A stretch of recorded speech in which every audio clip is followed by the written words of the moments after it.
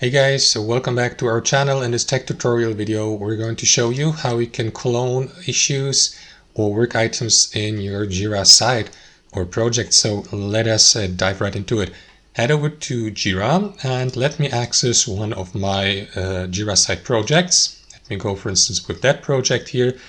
And after that, left click into the given issue or work items. Let me go with this one here.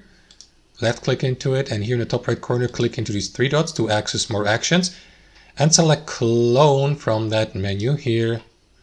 After that, enter a summary here, like for example, I don't know, clone and the title of the work item. Then you can assign someone, for instance a report, an assignee, and click into clone here, and there you go. As you can see, the cloning has been complete or successful. So you can open it by clicking into this button and access the cloned work item. There you go. As you can see, it has worked. So that's how it works. Thanks for watching. Hope you enjoyed this video, got some value from it, and we'll see you next time on our channel.